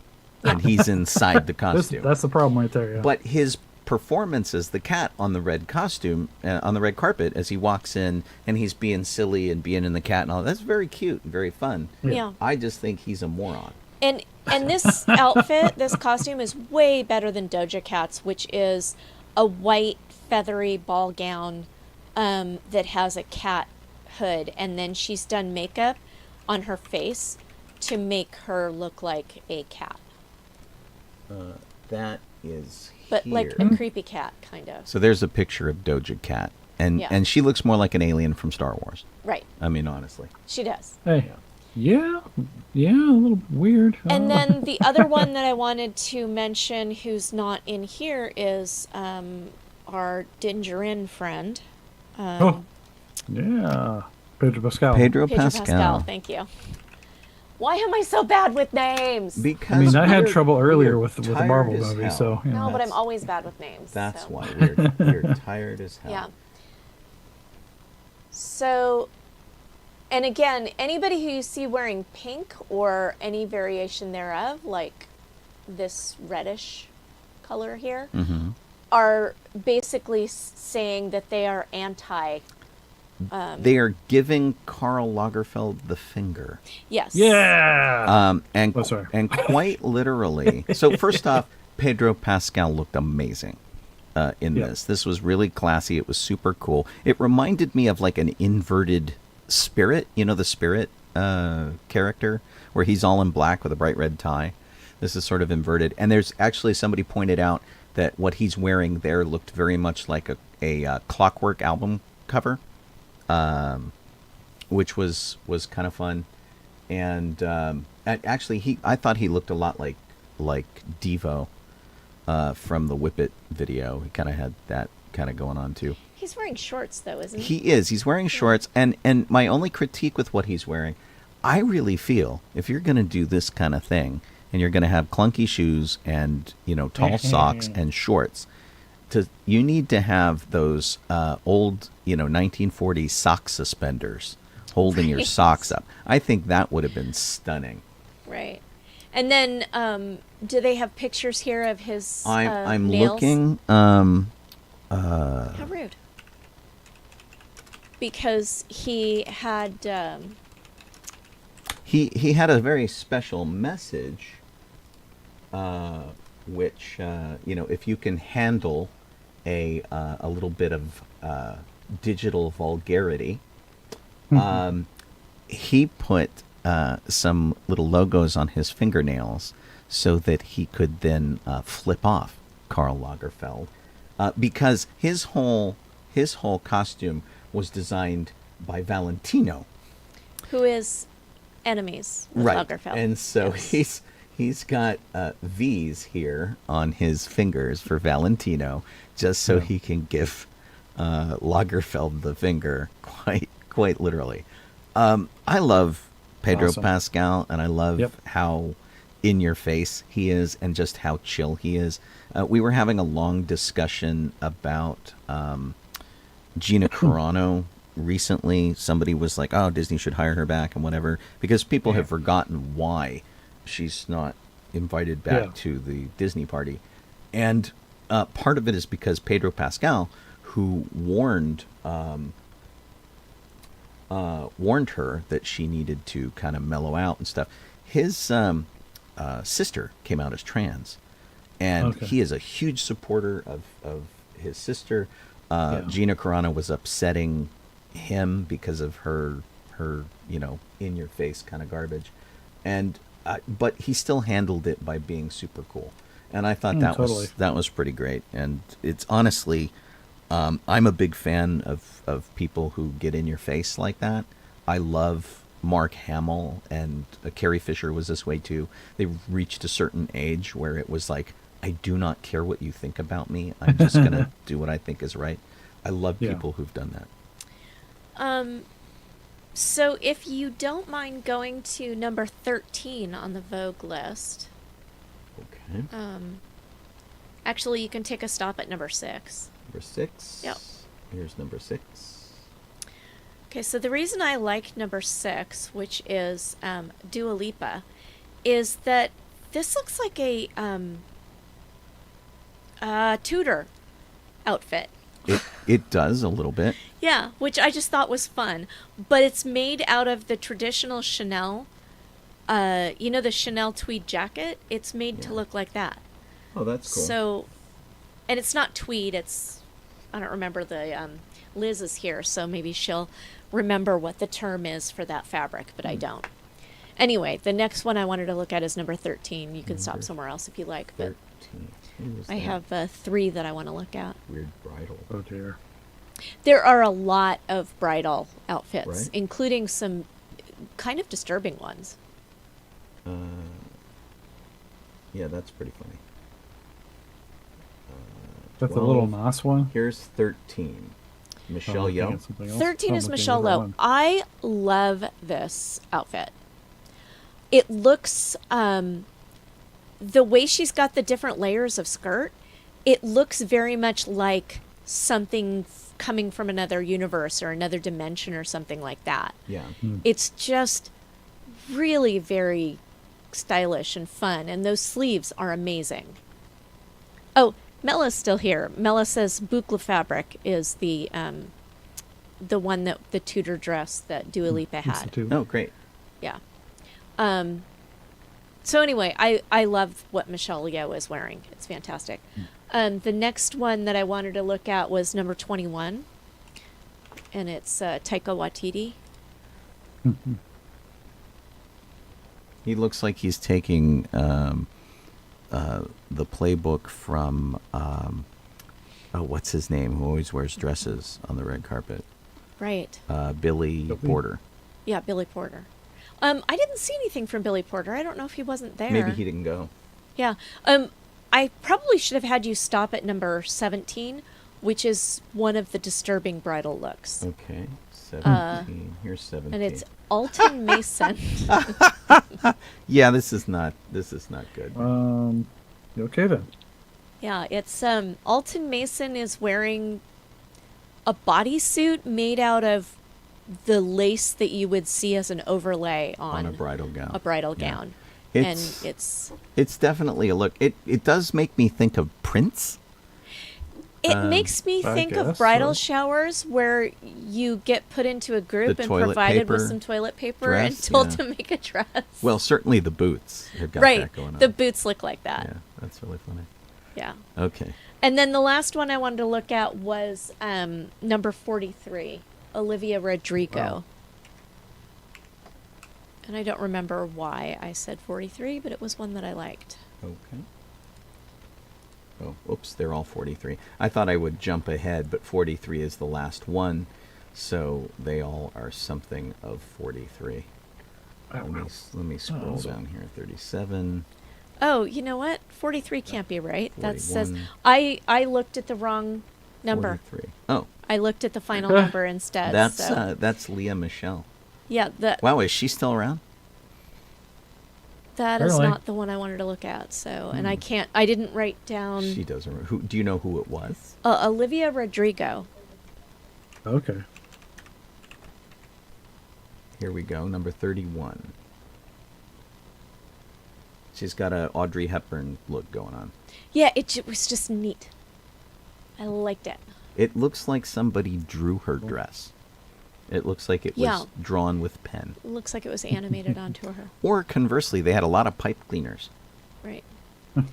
And there were other... I encourage people to go and look through a list like this because... Erica Batu There's a lot of looks ones. really bizarre. There are going to be people who you look at and you think, what were they thinking? And other people who you just... Wow, so sharp. You know what I am liking, and this isn't anything anybody's wearing.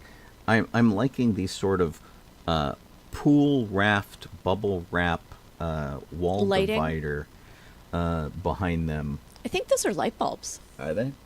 Maybe. If so, they're pretty dim light bulbs. I don't think they're turned on except maybe the very bottoms of them. Maybe you're right. Maybe they're not light bulbs. I can't really tell. Mela says that she likes Selma Hayek's except for the pearls. Well, I mean, hey, honestly, Gucci. Who doesn't like Selma Hayek? What the what? I don't know. Doesn't Okay, like you. apparently she's not listed in this list. Huh? Yeah, she's in a red dress. Well, I just did a search. Oh my gosh! Selma I in did the not page. see her in this list either. And It's not Selma. It's Salma. Salma. Oh. I didn't notice Still this not in dress this list. in the Vogue list, but this is a fantastic dress. Yeah. Except for the very much like Natalie Portman in episode 2. I guess kind of. 3 Yeah. Okay, here we of go. Star Wars. Well, she's got like a whole Evita thing going on. Yeah. But in vinyl. That's pretty funny. Yeah, it's those pearls that you can't sleep in. Wow. Okay, I did not look at a close enough picture, and I had no idea that was vinyl.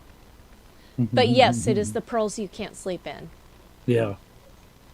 Yeah, I like that. I think Interesting. Jenna Ortega's outfit looks pretty neat too.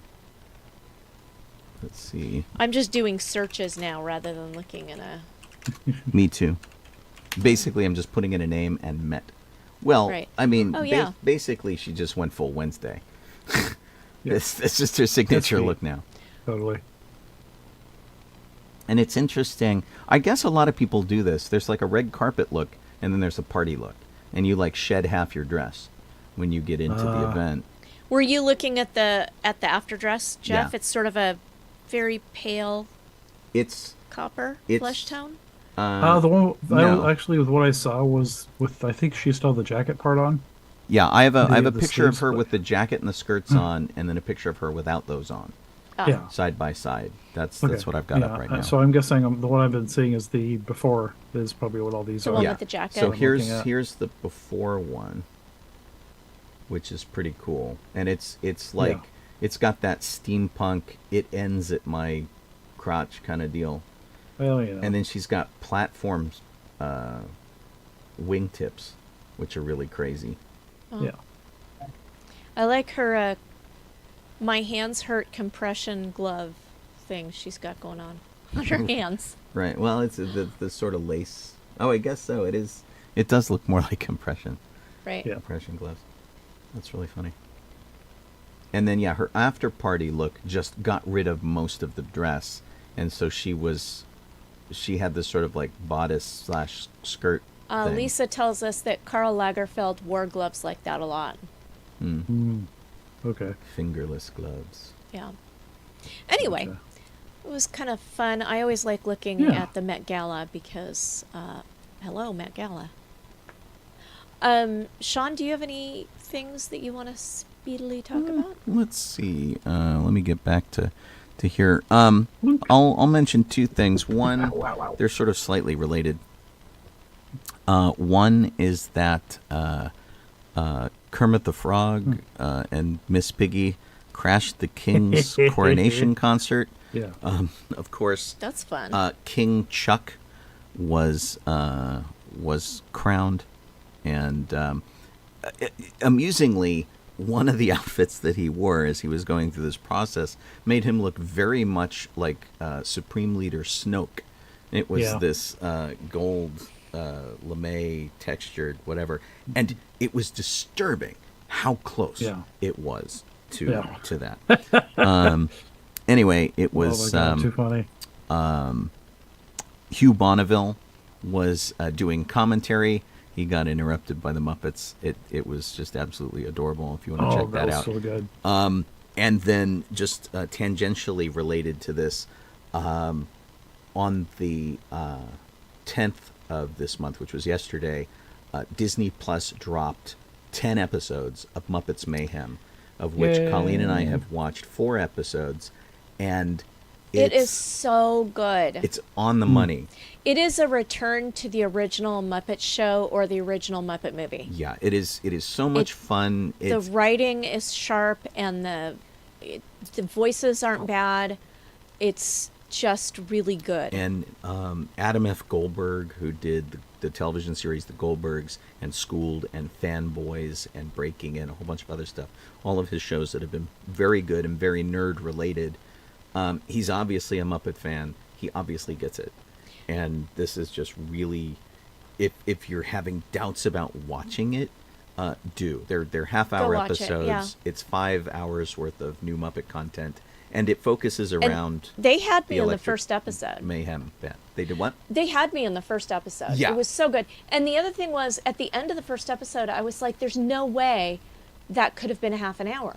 There was so much happened. It flew by. That I just thought that must have been an hour long. There's no way. And they're embracing something that we haven't seen with the Muppets in a long time. Whereas inherently with the Muppets, there is a certain amount of unexplainable magic. And the band has this in spades. Things happen around them that are just not explained. Right. And you know, it's so Muppet that it's perfect. But their foil, well, maybe not their foil, the human that's hanging out with them the most, Right. keeps noticing the magical qualities and wondering how this happening, even happened, right? or what is happening a lot. Yeah, it's just super, super great. If you're Yeah. on the fence at all, go watch it. And there It's are really musical terrific. performances that are good, and there are a lot of guest stars like you would expect for the Muppets. Cameos. Yeah, lots of cameos. And they're fun. Every cameo that I have recognized the person because I've aged out of Right, some of them. recognizing a lot of them. Some of them you don't like. You might recognize Dead Mouse. You might recognize like Little Nas X. You're not gonna recognize Designer, you know, as a personality. There's like people like that. But they also have old school people. Right, and that means there's something for like Cheech and Chong was in an episode, and it's like, oh my god, and they were Cheech and Chong, which was great. So as Cheech and Chong. Yeah, it was super fun. So definitely check that out. Jeff? Well, what I've got is, if I could find it real quick, is actually, I'm going to cover two things for Deadpool that we didn't do last year, or last week, not year. First of all, is that they're saying that the Wolverine for Deadpool #3 is not going to be anything like really the Deadpool. The Wolverines that have been in the Deadpool, previous Wolverine incarnations, the one in Deadpool 3 will be rather different than the ones you've seen. And they made it different enough that Hugh Jackman agreed to do it for that very reason, because it would be something completely new to him in a way. I mean, it's still Wolverine, but it's different. That's cool enough, yeah. And something, even it may even involve the time travel thing from the second movie. Hard to tell. I imagine that if you've got somebody who agreed to do your movie like Hugh Jackman, you would want to keep him entertained and engaged. Yeah, exactly. So we'll see what they come up with, but it looks to be, at least I'm glad that he popped in to do it. He's going to do it and have fun. And the other Deadpool news was that if you saw Deadpool 2, one of the X-Force members, Peter, who is literally just a guy, no powers, nothing. He's just Peter. He's just a dude. Yeah. Yeah, he's going to be back for the third movie, and I don't know how they're going to do it, because I seem to remember him dying in a very unpleasant way in the second movie. So. But he's back for this one, so I don't know how they're doing it. Honestly, maybe it's a time travel thing again. Who knows? It's a comic book, dude. It's it's not like the Deadpool universe particularly adheres to the laws of physics anyway. Yeah. Right. So it is what it is. Yeah. But I believe they're saying that Deadpool 3 was supposed to connect somehow to the MCU, but maybe not. I don't know. I'll have to check that out. I wanted to mention that the Library of Congress commissioned Danny Elfman to write a suite for chamber orchestra, and it just premiered on May 4th at St. Mark's Cathedral in Washington, D.C., and he wrote the piece. Danny Elfman wrote the piece and was present during its premiere, which was performed by the Orpheus Chamber Orchestra.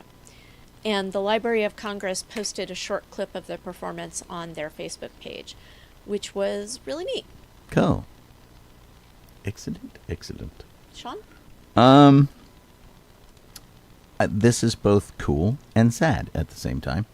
The cool part is that Burger King is going to have a Spider-Verse burger with a bright red bun with black seeds on it in, spider colors.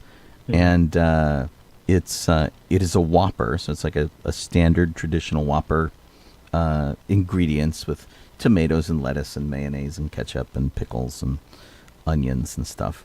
You can customize it with bacon if you want, but that'll be kind of cool. I'm hoping they do a whole like spider meal out of it, which would be cool.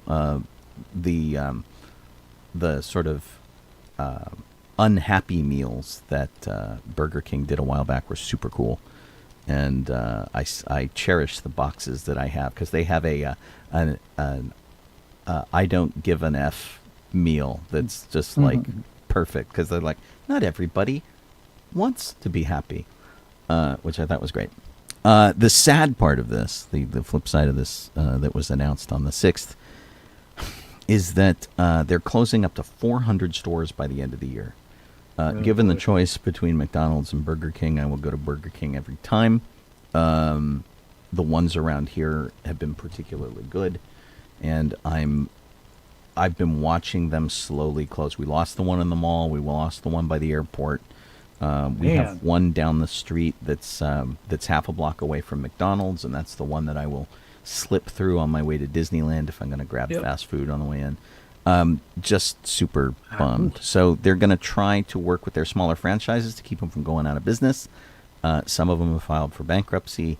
Whatever it is, Burger King is falling out of favor. So I don't know. Maybe some other fast food place has scored some sort of coup against the king. Well, if you don't like burgers, you can always get their Spider-Verse sundae, which is a soft serve ice cream decorated with black and red chocolate popping candies. Nice. So basically a sundae with Pop Rocks. With Pop Rocks in it. I'm gonna have to visit one of these before they close. Right. Yeah. Well, and it depends. It's funny, they've got them listed as at limited locations. Yeah. But Well, it's hard to find what where they those are. locations are. Yeah. They've already shut find a down. location. Period. Yeah. Yeah. They've already shut down 124 Burger Kings. There are apparently 7,000 in the United States, but Okay. I don't know where they're mostly centered because here in Southern California, they're shutting down. Yeah. And like I said, I'm a fan. I love their onion rings, which are like the Pringles of onion rings. They're minced onions, and they're all the same size, and they're just,